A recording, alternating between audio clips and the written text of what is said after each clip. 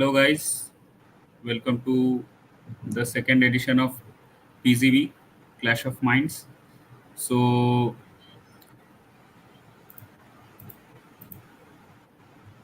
so we would be starting our debate uh, shortly. Today, we have with us Sourya from Barcelona fan base and Tamoghna from Real Madrid fan base. As you can see, the banner is here for our topic tonight. And Tamoghna will be going first. I hope all of you have joined, and it is going to be a great debate. Hopefully, even better than the first one, even more entertaining than that. So, let's start with our debate El Clásico. Shojo, Tomogno, you're ready, right? Yeah, am I audible, right? Yeah. So, Okay, I'm Tomogno will ready. start speaking for the topic. The topic is financial fair play system effective in maintaining financial stability and fair play competition among football clubs. So, you can start.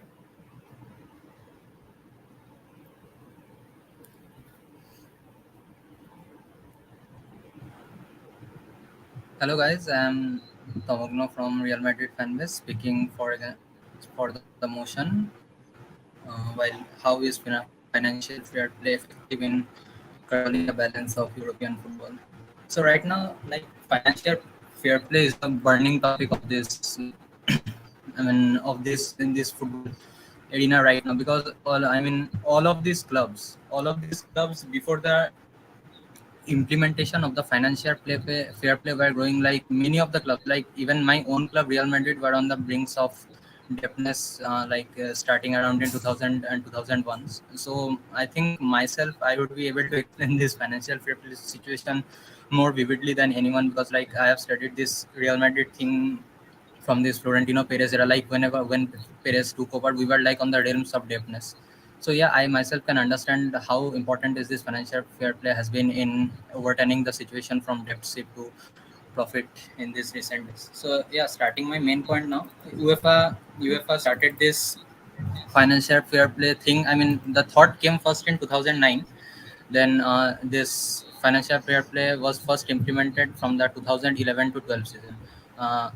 No, nevertheless, to mention, like in this 2009 transfer window, Real Madrid had like it was a big transfer window from our perspective. Like we signed almost three Ballon d'Or winners in the same transfer window, and overall net spend of ours was like euro 280 millions. So like from those days, like it's I am speaking about in 2009, Real Madrid spent euro almost close to euro 300 million in one transfer window. So you can easily guess it will easily transcend to like close to euro 1 billion after 14 years.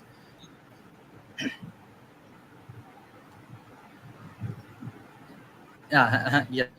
And so this from this 2011-12 season, the UEFA started this, and from that exact season, we can easily see a changing trend in this European football financial stability. Like when UEFA, I mean, implemented this, the total debtness of European club ranging in that 2011 time was euro 1.7 billion. So you can easily imagine like what it would be in these recent times.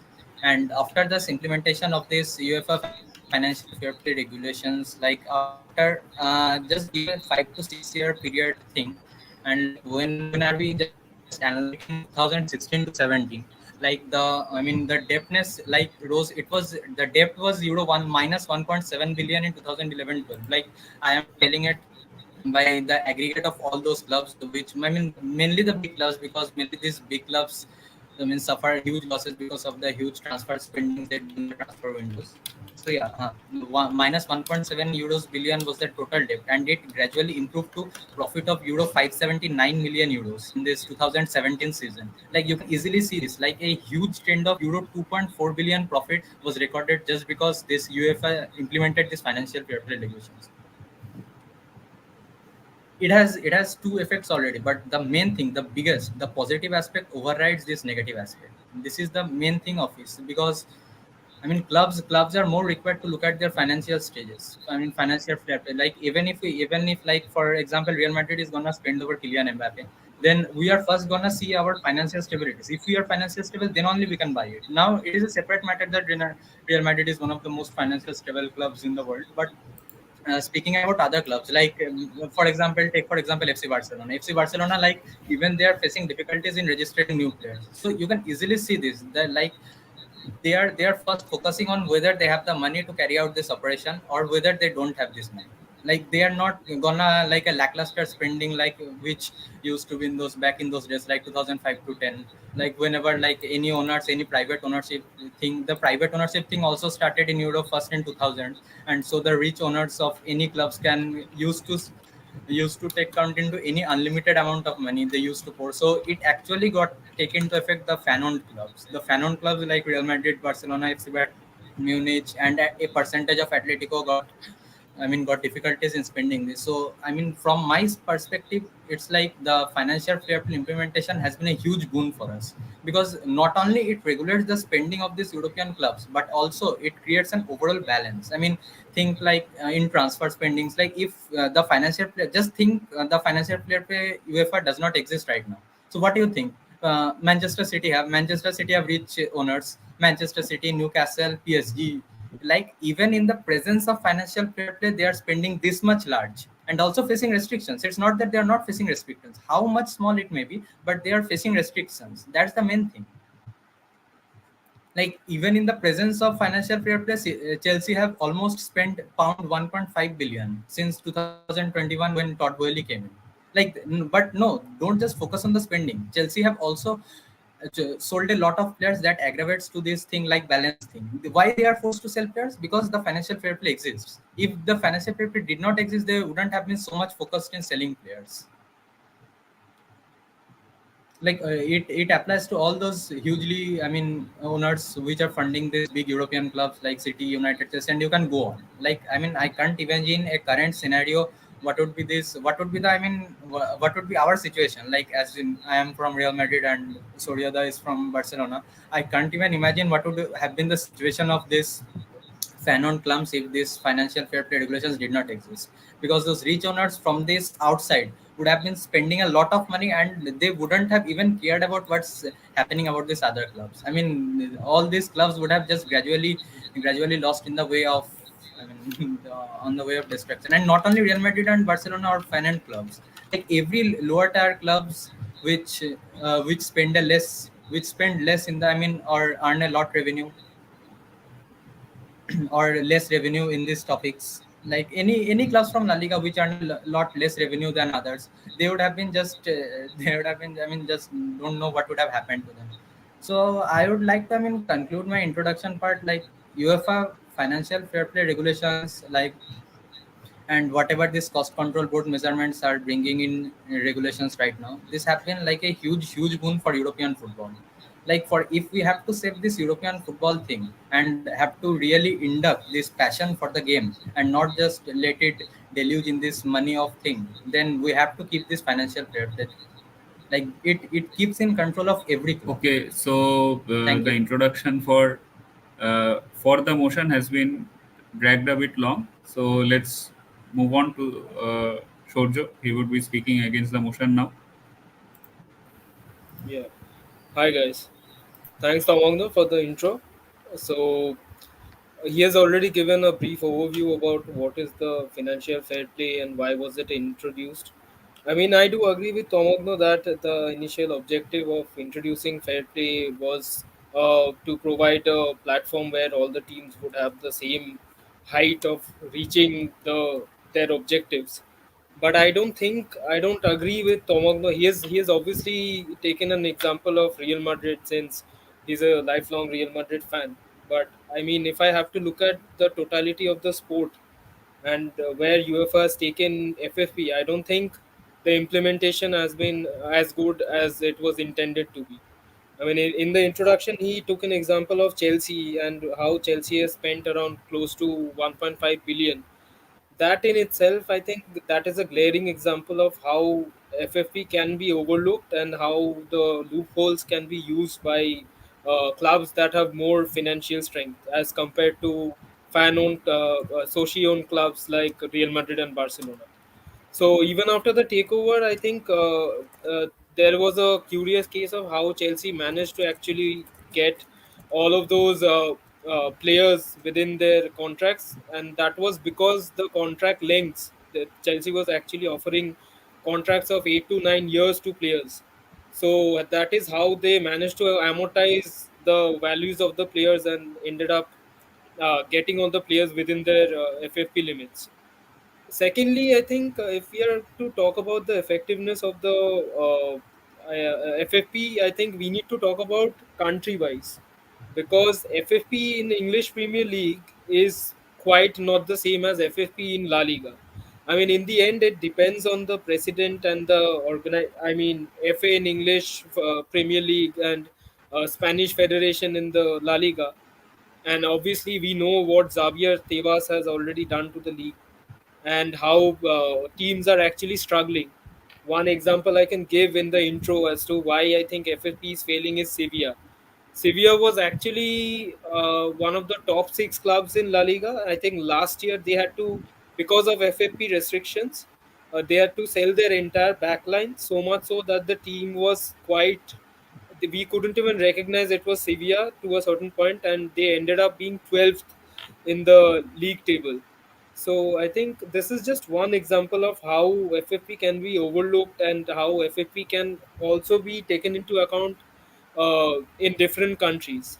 Secondly, in terms of equality that the topic mentions and FFP has strived for, I think Tamoghna himself mentioned that City had some breaches in FFP because of which they were charged. Now the point is, these clubs, these state-backed clubs. So I think if I remember it correctly, the breach fine was around 30 million, which is not a lot if you consider that these clubs are state-owned clubs. So that is not the point. The point is that if you have resources up till, and we all know how corrupt FIFA and UEFA is. So if you have resources till there, you can, I think, you can get away with minor breaches like that. So I think for an intro, I would say that though the objective of financial fair play was meant to be to provide the same platform for everyone, I don't think the implementation of FFP has been anywhere close to where it was intended.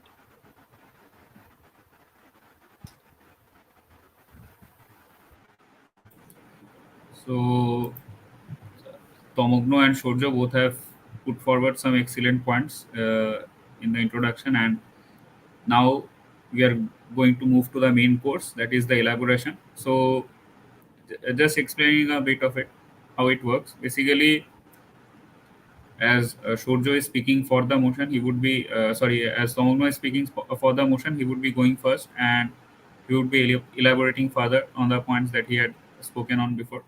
And Shorjo gets to question him, cross examine him, on try to catch him off guard if he went wrong with some points, try to make him contradict himself, and this process goes vice versa when Shorjo would elaborate his points as well. So let's begin now with Tomogno.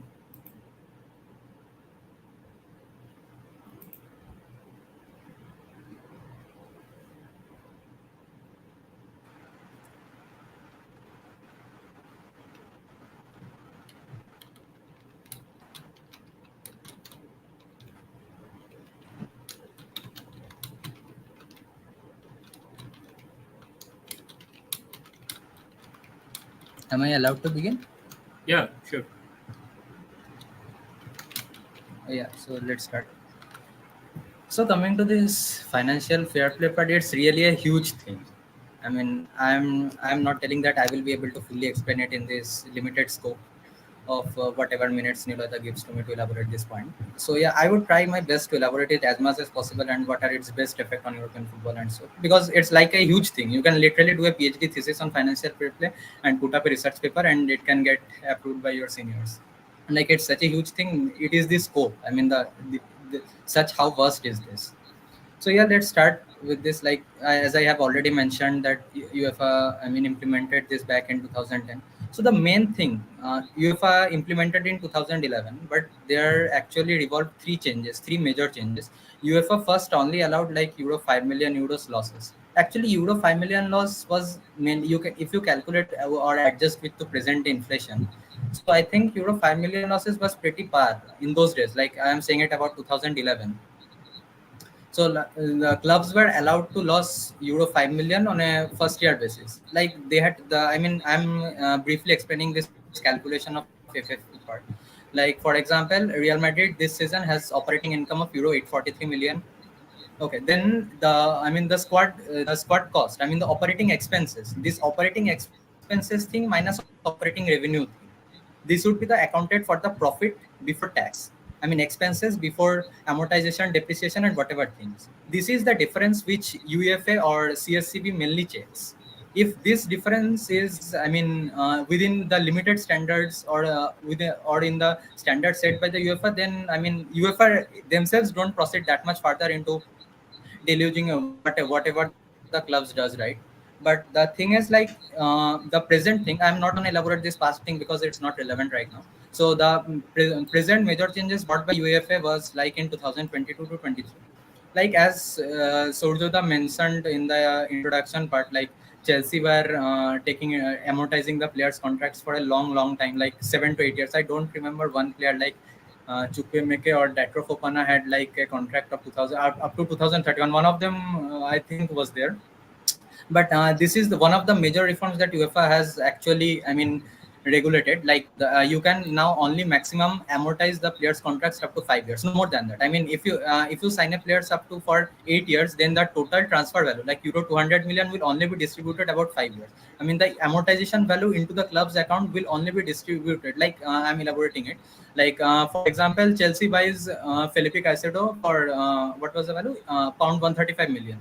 Okay, so whatever the contract length, for example, Chelsea offers him 8 years contract, but the value, the total transfer value can only be amortized over a period of 5 years. I mean, into Chelsea's club's accounts, like it would be Euro pound 135 million by 5.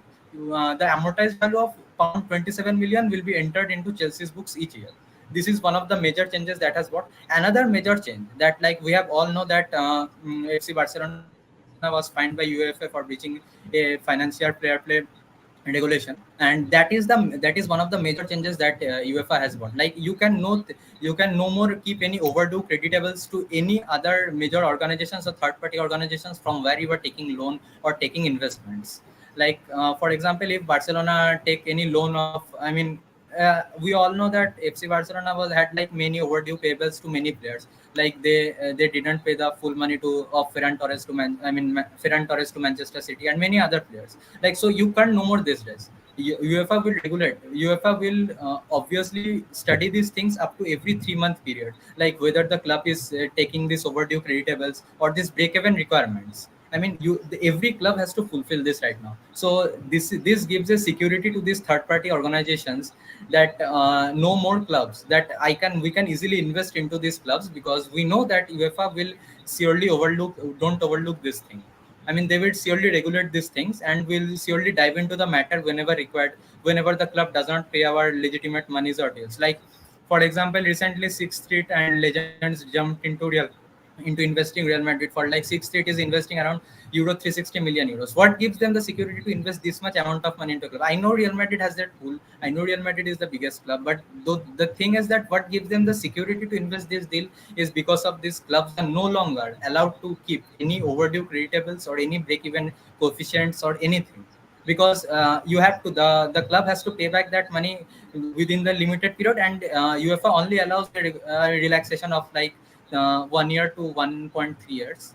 Only this much requirement. You can no longer keep this like for forever, and whenever I like I can pay that. These two are the main points, and this stability control is another main point. UEFA will always overlook the total operating income minus operating expenses part. That actually gives them the idea whether the club is running stable or not, and then they will regulate this and spending of this club. That's why we all see how Barcelona can't spend any amount of money in this transfer. I mean, not any amount, but less amount. But why? Because Barcelona had incurred one of Europe's highest losses of in the 2020-21 transfer season. Barcelona had actually posted losses of Euro 481 million euros in a single transfer season. I mean, we can't even imagine that how much big is this loss. So that's, and you can see that gradually their cost, squad cost ratios, everything was cut down. They couldn't even, I mean, register Lionel Messi. We all know that.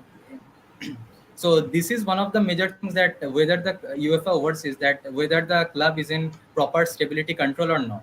Another major thing is the squad cost ratio, which recently got implemented in 2022 to 23 season. Like any club is allowed to spend 70% of its total operating revenue, the operating income or operating revenue, whatever you can say that, into wages, amortizations, player registrations or transfer windows. Like for example, I would give examples of two clubs. Like as assessment was done in this 22-23 season, only two clubs in Europe were below this 70% ratio. This is like, I mean, this is like a fascinating fact. No club could actually keep that ratio beyond below 70% in the 2022 to 21 season. Only two clubs kept that.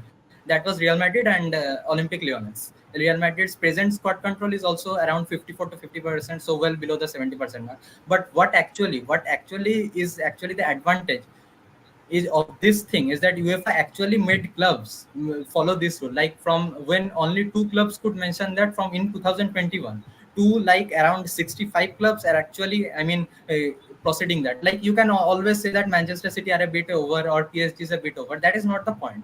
Like we have to see this in the bigger picture. Like Manchester City and PSG also in future will try to reduce this squad cost ratio. Like this squad cost ratio is the main essence of this financial fair play regulation, of this new thing which got implemented in from this 2023 to 24 season. And now only clubs will be allowed to incur loss of euro 60 million. And as also mentioned in the introductory part, that it's not equal for La Liga and PL. I agree that, and that strict La Liga regulations is what keeping La Liga into not giving birth to any like Newcastle or Manchester City clubs. No random owners from outside can easily come into La Liga and just build a new club for the sake of it. This is the biggest advantage of this strict La Liga financial fair play regulation. So, I mean, as I'm proceeding towards conclusion, or maybe it has been even dragged a bit. So, I would like to say that these three pillars of the UEFA financial fair play regulations are like keeping it alive. I mean, keeping this European football alive, keeping this valuing passion more over money. This is what we love. We love football. We don't want to see like only big clubs competing. We always love small clubs defeating big clubs. This passion love is the main thing of football, and this will only be kept alive if financial fair play regulations are implemented in full force in all European clubs. And so yeah, I end with this point. Okay, so Tamoghna has made some good points, specifically three good points he has raised. So, Shoro, would you like to counter him or cross question him on his elaboration, or would you like to move forward with your own points? Um, uh, Two or three points which he mentioned, which I feel needs to be discussed, is one was he mentioned that maybe PSG and City maybe might be a bit over the 70% limit. So that maybe can't be an exception when you're talking about UCL, because Tamoghna today is speaking like this, but I've seen him in the groups bashing PSG fans, saying that oil money won't win you UCL. So it's kind of ironic that he's defending, in a way, he's defending PSG right now, saying that it might be an exception to what the rule UEFA has placed already. But I feel that these exceptions need to be taken care of when you're talking about the grand scheme of things, when you're talking about UCL, and how, going by the topic, how the platform for everyone competing in the UCL should be the same. So you are only making a point where you're saying that it's not the same. So I think even if FFP has brought in some changes, it is a lengthy process where we need to work more towards having a conformist total view of the FFP, where it applies to every club in every country in Europe. Secondly, I think he mentioned Barcelona incurring a loss of, I think it was 481 million in the COVID season. So I think if you have to talk about Barcelona accounting, you need to also talk about the management takeover which Barcelona, especially Laporta and management, got, because I think that is also a point which comes into the picture of FFP. What kind of contracts your club is offering to players, and we have seen that Bartomeu, before he actually resigned from his position, he offered uh, crazy contracts to Lenglet. He offered contracts to Frenkie de Jong, Marc-Andre Ter Stegen, and actually coming to today, I think Frenkie de Jong's wages are a bit problem for Barcelona's accounting books because he's earning close to 30 million. So in the grand scheme of things, I don't think it's the FFP which has stifled Barcelona that much. I think you need to also mention the mismanagement when Barcelona, as a Barcelona fan, I'm not afraid of admitting the mismanagement we have gone through.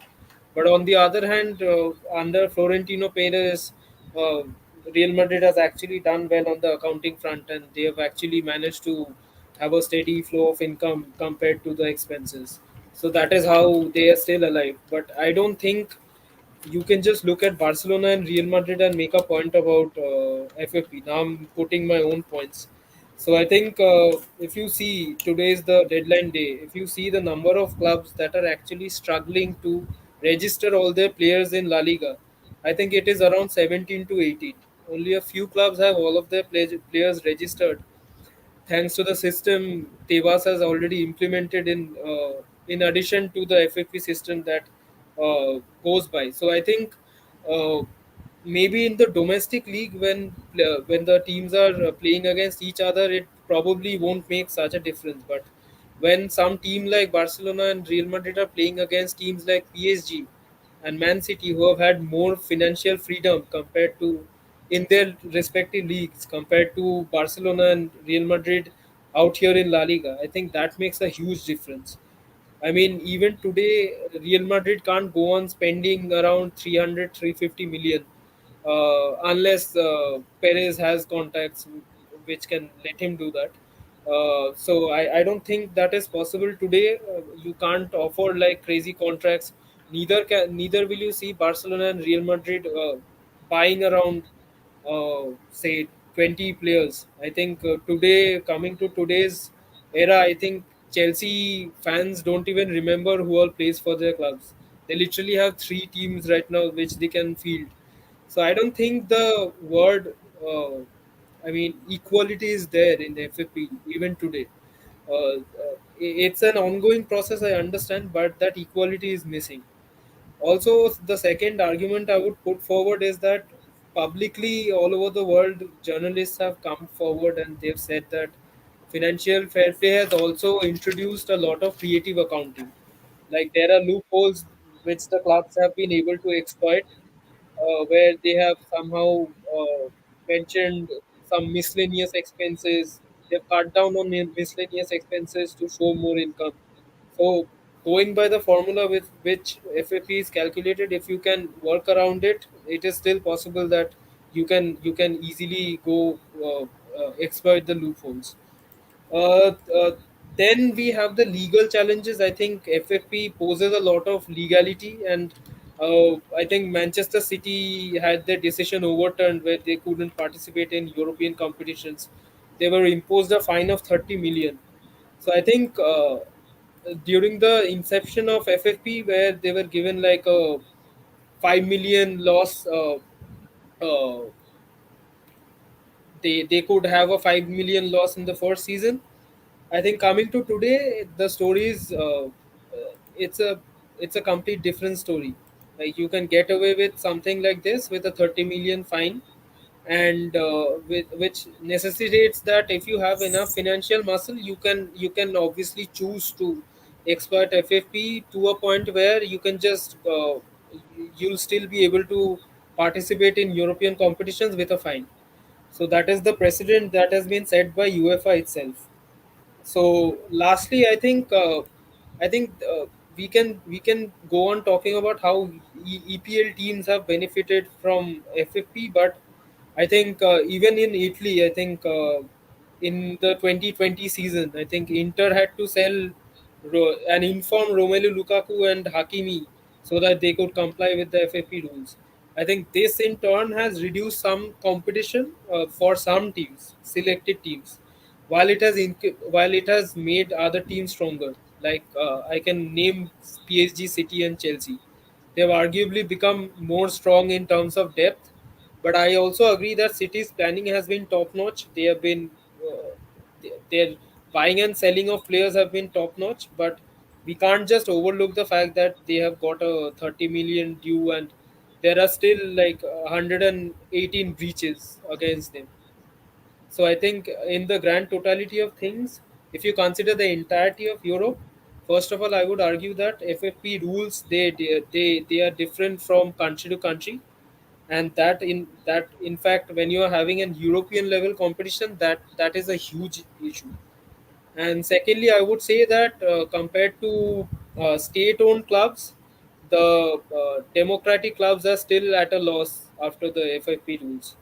So Real Madrid is still an exception because they have been able to maneuver through the FFP rules well. But I think for most of the democratic clubs, we can make a common point that they are better. They are not better off compared to state-owned clubs in FFP.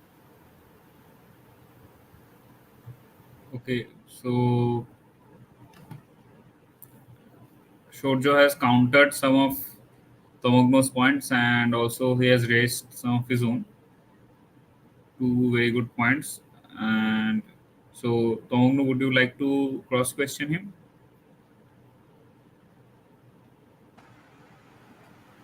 Yeah, I would like to cross question him on 2 points. Like first, he mentioned that I mean, City and PSG or any club which breaches the UEFA financial fair regulations only goes without fines. But this is absolutely not the case because whenever these clubs, any club breaches these UEFA financial fair play regulations, they are handed bans in the transfer window. This is the biggest thing. And this is the most positive aspect why these fair play regulations are being implemented. If these laws are in a huge amount, they will be directly handed transfer bans for even extending up to 1 to 2 years. So it's not like that you can only just only just post huge losses and just get it over by getting 30 to 60 million euros fine. This is the first thing that he said that only that clubs can only get it over by just throwing money into this. This is absolutely not nothing. They would also actually lose quality depth. They can't sign any players if they just go on to breach any regulations type. Secondly, he mentioned that City went unpunished over this 118 breaches. I would like to say that this FFP breaches have a actually regulation of like 3 years. Like so, the Premier League actually found them found them wrongdoings over like from 2011 to 12 period. Like so, when those board presented that in the court of arbitration, the arbitration judge actually said this. I am not even joking. They actually said this. How come are you bringing these regulations when it actually happened back in 2011? What was your board doing it in 2011 all these years? I understand this is a limitation of not the UEFA. This is a limitation of these PL authorities. I have always been said how reckless those PL authorities are, and people only just get swayed over by PL, like PL is the most popular and whatever thing like that. PL authorities are one of the most reckless in this world. Most of the careless. Like, see, City did those breaches in 2011, starting from this 2011 to 12 season, and what they are doing, they are bringing this now, like after 10 years. How can it be pending done in court? Same for the La Liga. For most of the Barcelona people know the Negreira scandal. Like, actually, why can't we sue Barcelona over this period of 25 years? Because they actually paid them from Negreira like euro 7.3 million. But the thing we can't sue them over this whole period is because it again has a regulatory period of 3 years. Like, if we can't find this within this 3 years period, then it's like no use. So like everyone, as many Barcelona fans know, or Sourya know that we are only suing Barcelona for 3 years, like 2016 to 18. It is the one pending in court, and the others have been cleared off because this time period is the main thing. So, like, saying that any club can just get over it by just throwing money is absolutely not correct. Like in this present scenario, like if any club, for example, if my own club buys Kylian Mbappe this summer, next summer they buy Erling Haaland, like consider imaginary scenario just for and spend like euro 500 million in 2 seasons, we will just absolutely got fucking banned in these two transfer seasons. We don't have the capability to like spend only euro 500 million in one season, and that's what should be football about. We can't actually just spend any amount of money going into any transfer season. So these were the 2 points, and yeah, another point was that like PSG.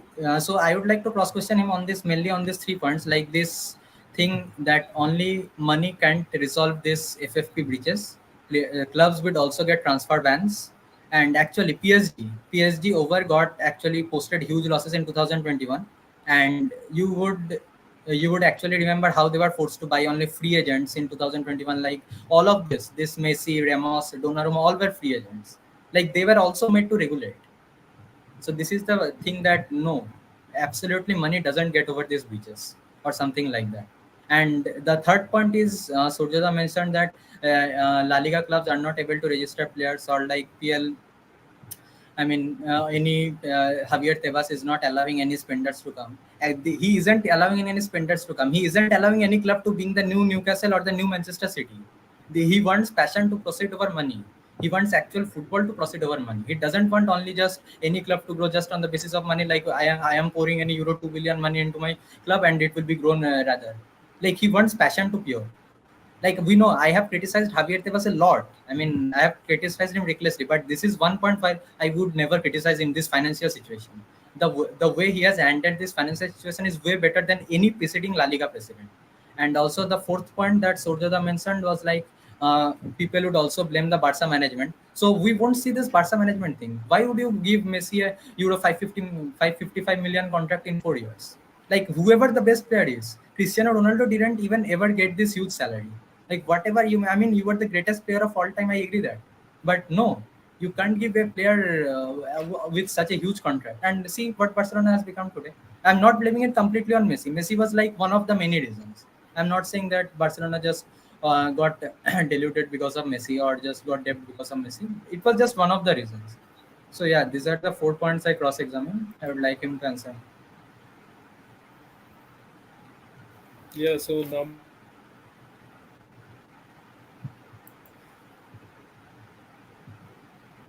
Shorjo, we can't hear you. Surjada, you are muted. yeah, sorry.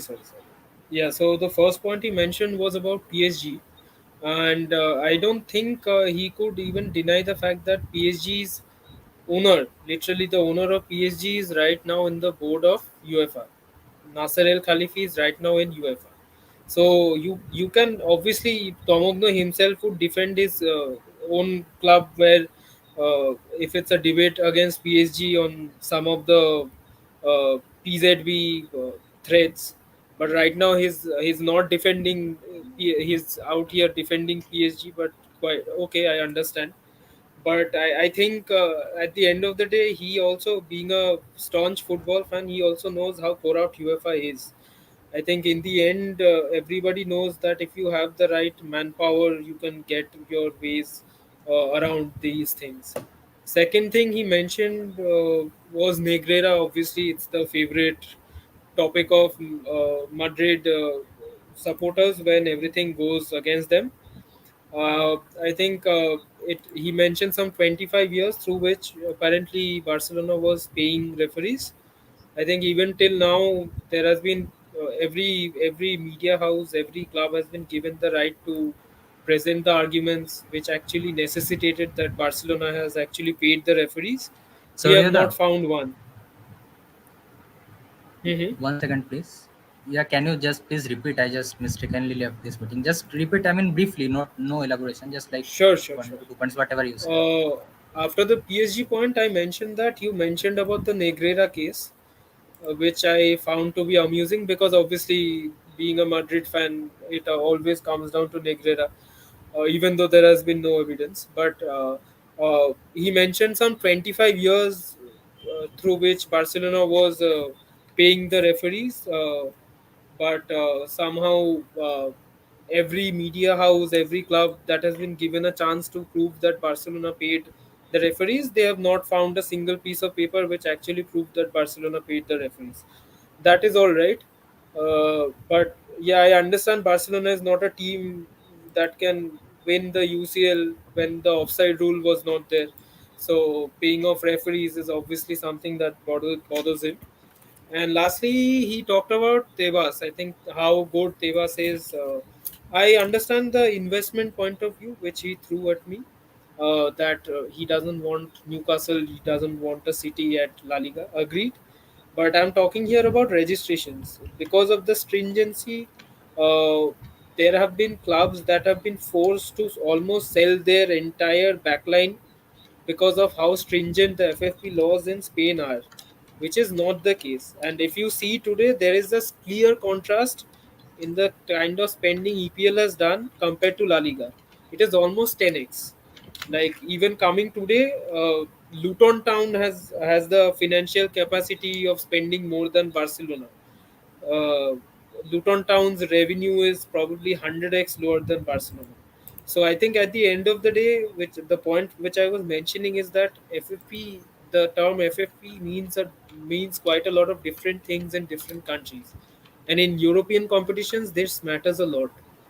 And I don't think I need to go over the accounting of different teams in EPL compared to the different teams of La Liga. I think the average net spend of La Liga is somewhere around 360 million, which is almost 10x lesser than the EPL teams. Chelsea itself has spent more than the entirety of La Liga teams, and I think that is telling on how FFP has actually damaged Spain. So you just can't say that FFP has been stringent in Spain and there is more freedom in England. That's not what uniformity means. So I think that was a point I put forward in my intro only. So I think I stand by that in the end. And yeah, I think most of the points are covered which he threw at me. Uh, yeah, come on. Okay, so it was entertaining to and fro between Shorjo and Tamoghna. Both have raised some good points, and now we would quickly enter to the third stage, that is the conclusions, and we would swiftly go through that. First with Tamoghna and next with Shorjo. So Tamoghna, you can start speaking.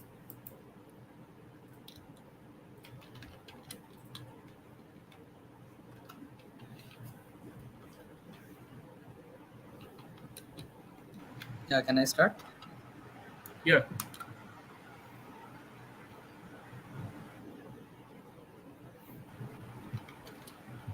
So yeah, actually, I'm not cross questioning these things. So whatever Surjoda said right now, because I'm already entering the conclusion part.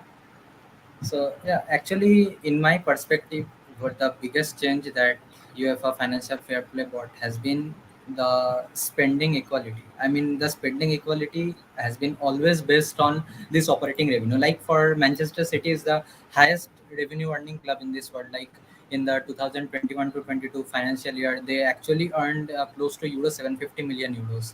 I mean, that's also more than Real Madrid, who actually earned around 721 million euros.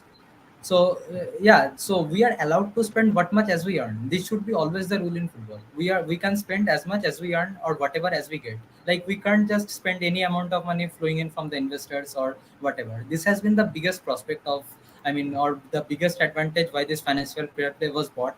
And I think this has been the, I mean, the biggest standpoint which I can take in for of this, because it has actually, I mean, relieved the passion we have for football, because we can actually see the quality football in these times, because no owners can actually randomly spend or whatever they can do.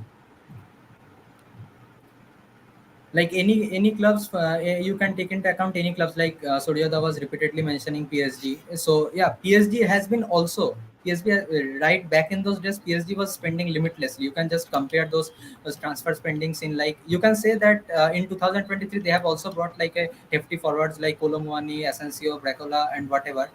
But see, they have also been like PSG in 2016 alone. I mean, spending like was euro 250 to 300 million euros over a period of 2 seasons. Like that is in stark contrast. Like for example, in this 2016 season, they spent that much amount, and back in 2023, they're also spending the same amount. Like this has been a major change. Like our, if financial fair play was not there, that euro 250 million would have jumped to euro 500 million. I understand that financial fair play can't be perfect. Not everything in this world can be perfect. Like it has also flaws, but these advantages actually far overrides this whatever flaws it has. Like it has actually been able to control clubs spending and whatever squad cost ratios and whatever I mentioned earlier, like overdue payables or break even coefficients or whatever I mentioned. Like it has been actually been efficient. Like 1% you can, Surjata can agree that no, we have been not been efficient, like in punishing, giving severe punishments to Manchester City or whatever. But in the larger picture, we have largely been, I mean, successful. And with time, with time more restrictions will impose, and we will be more successful in like I mean checking the spending of every club. This would actually lead us to the, I mean, like winning the passion over money. This is this thing. I mean, this football will actually win in those days. Like you can see, these Middle East investors can actually no longer rule European football. I can guarantee you, and I am saying this today, that these Middle East investors will actually sway over this, over the current period when these FFP regulations become more and more stronger, and you can't bring foreign money investments into unlimited amounts. So yeah, I am concluding this by saying this, like FFP has been largely very large, very largely successful in controlling this club's spending, and whatever squad ratios and whatever costings these clubs had to use unlimitedly over this past few years. So yeah, if there was no FFP, like we wouldn't have been able to imagine what clubs like were privately owned clubs like City or PSG used to do. Like we are actually fortunate to UEFA that they did this thing. Otherwise, like we wouldn't have found our existence like the clubs which earn smaller revenues. So yeah, I am concluding this topic by saying like this. Yeah, we have been successful. We have the financial fair precautions have actually been successful. Like whatever the motive was. Thank you. Okay, so Shorjo can take over with his Yeah. conclusion. So I think he mentioned one point which I want to contradict here, that in the future he sees that FFP will help eradicate the Middle Eastern ownership. I think that's a bit of an assumption, considering the point that this is the season where Saudi has invested heavily, and we see so many players going one after the other in Saudi league, and we don't even know what the future holds, because there's a good possibility that if Saudi Arabia makes a very good investment proposal against UEFA, the UEFA might accept it. And Saudi also might play in UCL. Right now, UEFA is saying that no, we won't allow Saudi teams in UCL, but you never know. So I think initially it was a point where we were saying that old players are going in Saudi league, but we have seen players like Gabri, Vega, and Neymar also to a certain point. So they're being able to attract players, be it money or be it something. So I'm not here to assume that the future is will be Middle East free, ownership free. I'm not very sure about that. Even right now, there are so many clubs with some indirect money from Middle East. It's very difficult to eradicate it as a whole. But I think Tamoghna himself agreed that there is still work to be done in FFP, and it's a process where there are so many changes that are required to make it an effective product in the end. So I think that's what I stand by. I think I agree with Tamoghna that in the future there are still many aspects which has to be changed so that the FFP is uniform across Europe, because otherwise the FFP will be a different definition for each country, and when these countries are coming together in competitions, they mean something quite different. So that is how I would like to conclude. So really good debate. Okay, so Yeah, really, we we have enjoyed this. we have come to an end here of our debate, and it was a good one. Unfortunately, our viewer count was quite low towards the end, and we can understand it's the deadline day. So anyway, I hope people would be revisiting this link and watching it tomorrow, because both of you have raised some very good points, and I do hope that people watch it tomorrow and maybe later also. And perhaps we can post the link tomorrow morning again, and since it's a weekend, and have people come and give their views on both of like the points both of you raised. So on that note, we would be ending the broadcast now. Thank you for whoever that turned up in the live chat and commented here and contributed here. Thank you. Thank you. Thank you. Goodbye.